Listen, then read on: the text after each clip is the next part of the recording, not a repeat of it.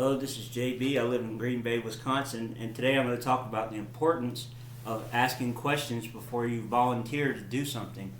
So last week I was in Milwaukee, Wisconsin at the intermodal station, which is the train and bus station, and there was this lady who went to the Greyhound station and asked if she could use a cart because she had a bag.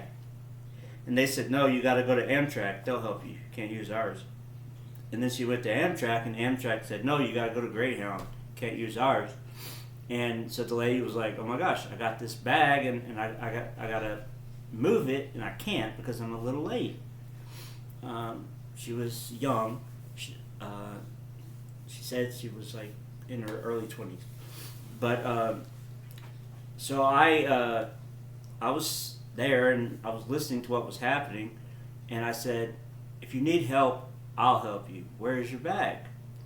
And she said, it's over there. And I had already volunteered to help her, but then I saw the bag. The bag was huge. It was like, I don't know exactly, like, let's say 3.5 feet tall, something like that, and a couple of feet wide. And it was full. And when I picked it up, I realized it was heavy. It probably weighed as much as I did, or maybe not quite as much, but it weighed a lot. I weighed 160, and it was heavy. And I spent my life working really hard jobs, so I'm not like the strongest man in the world, but you know, I can hold my own. And so I picked this thing up, and I said, okay, where are we going? She goes, oh, we're going down the street. And I got to go to the bus stop to get on the bus. So I carried it like across the street and then down the block, like a block and a half, to get to the bus. And like along the way, I asked her, I said, what? Well, I can't quite say what I said. But I asked her, what do you have in here? Bricks? And she laughed and I laughed. I said, this is heavy. Like, and she said, no, it's like all my household stuff, because she was moving back from Chicago. She had been living there at various family members' houses, so she had like all the things that you have in a house.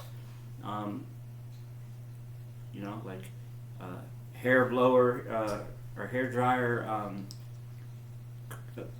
things to cook with. Like, she didn't have the kitchen sink, but pretty much she had a lot of stuff. And so we finally got to the bus stop, and the bus came. I stayed with her and to help her get the bag onto the bus. And when the bus came, they said, oh no, this bus only goes like 20 blocks from where you're trying to go, so you'll still have to carry it 20 blocks. And that wasn't going to happen. She wasn't going to be able to do that. And then she said, I don't know what to do. And I said, well, I'll just use my ride share, and I'll call you a ride, and you'll be on your way. She said, okay. And she said, well, it's going to cost money. I said, yeah, but I'll just pay for it through it. And she did have money. She said, no, I want you to have some money. And so she gave me some money, and I gave her more than the change. But I just wanted to make sure that she could go. And then the ride share driver couldn't find us because we were under an underpass, so there wasn't an exact location.